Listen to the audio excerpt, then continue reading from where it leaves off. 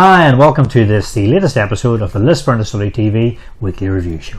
On tonight's show, we'll be bringing you the latest news from in and around Lisburn Distillery Football Club. We'll have another in our classic distillery series of interviews where we interview former players, and the player this week has no less than the 2011 League Cup winners medal. We will then be bringing you the details of the Whites game this Saturday, which sees them enter this season's Intermediate Cup.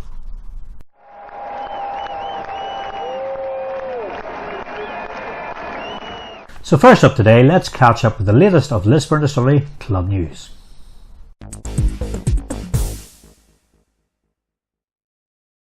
Limited quantities of first team replica shirts are now available for sale.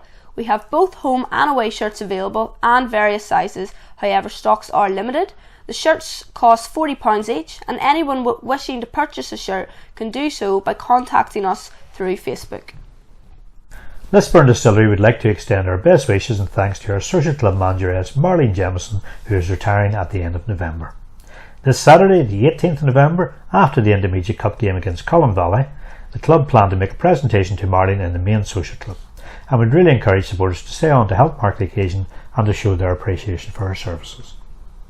Friday the 24th of November sees the return of our ever popular Lisburn Distillery Football Club quiz night at the new Grosvenor Social Club. Admission is £5 per person, including a fantastic buffet supper with all the proceeds going directly to the club. Doors open from 7:30, and as ever full details can be found on the club's social media.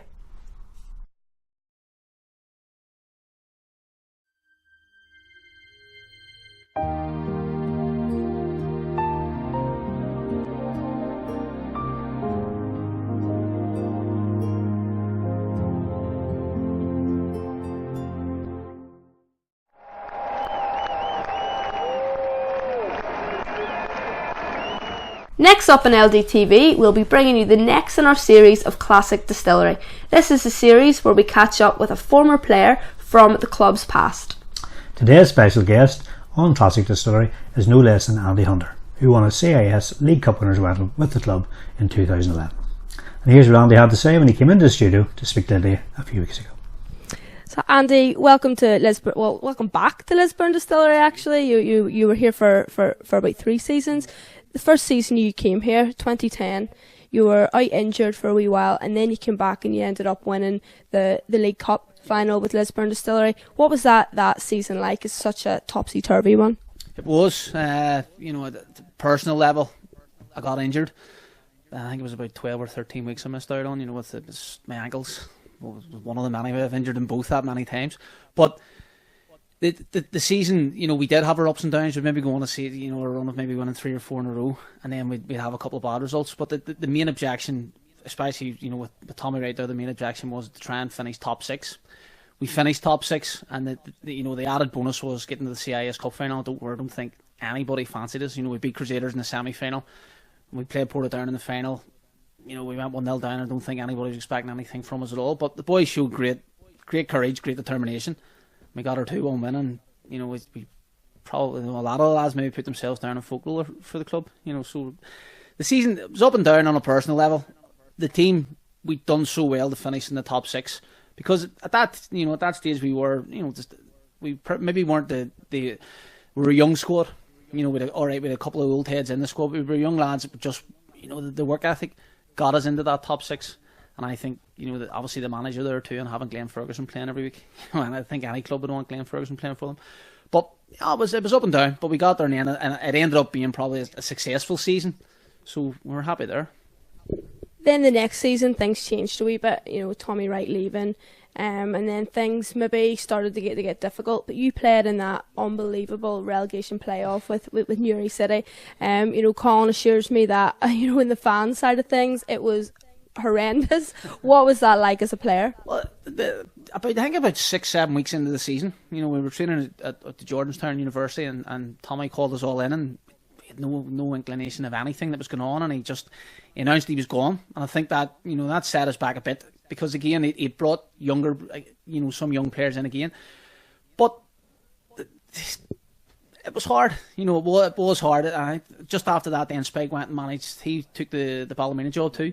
So we'd lost, no matter what age Glenn Ferguson was, he could score goals and he knew how to play for a team. He was a focal point for any team. We lost that. We had to rely on maybe younger lads that weren't just as experienced, maybe weren't as battle-worn as what Spike was.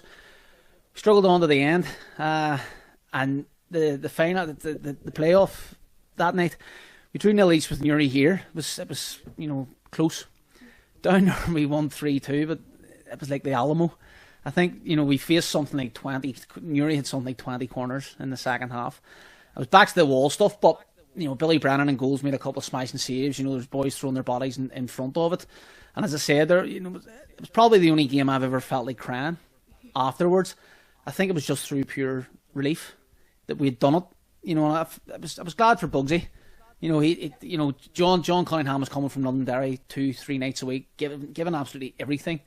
And the lads that night, all right, maybe we hadn't given him everything all season because we were in a relegation battle, but that night, when we had to come to the table, we did. It was good for the club to stay up, and it was good for John as well. But it was traumatic, if you want to call it that. I definitely think it's one of the more memorable nights here at Lisburn Distillery.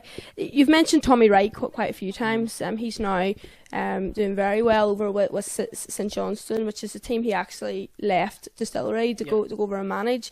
He's even been talked about Rangers job, things like that, doing really well. You were part of his early managerial career. What was he like as a manager? He very, very thorough. He knew what he wanted from his players, and he knew that, all right, we weren't all the greatest players, but he knew what he could get out of us. And it's probably a bit of man management too. If we had the young squad, so he knew that he needed to get those young lads on his side. And okay, some of the older ones would say, why are you not shouting at him? But he knew that you can't always shout at young lads. You had to put an arm around them and tell them what you want them to do. But he knew I'm not saying he knew the club from top to toe, but he knew what he wanted the club to, where he wanted the club to be from top to toe. His coaching methods are great. He knows what he's doing, and I think he was always destined to go on to bigger things. No disrespect to the Distillery, but he was always destined to go on to bigger. He got the chance of being assistant manager at St Johnstone, and then when I think Lomas, got the sack. To me, he was natural. He was a natural replacement to go in there because he's one of those guys that all the players like, and he has you on your side. He makes you want to play for him rather than you get players that sometimes play for managers in spite of them because they don't like them.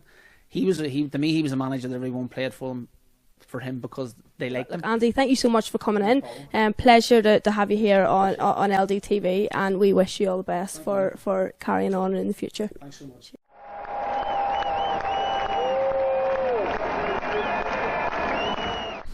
So next up for Lisburn Distillery, it sees the club enter this season's Intermediate Cup competition with a second round game against local opposition Colin Valley. So Colin, another game against unknown opposition.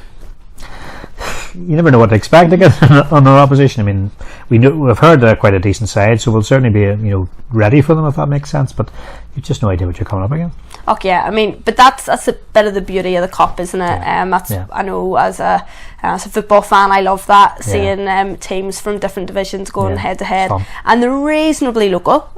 So might add a wee bit of spice to it as well. That's okay. And after last week's defeat, we'll be very much up for it, wanting to bounce back. So definitely be a good one. Well, that game is this Saturday. That's Saturday the 18th of November, and supporters should note the earlier kick-off time of 1:30 for this one. And don't forget to stay on after the game to pay your tributes to Marlene Jemison, who's retiring shortly.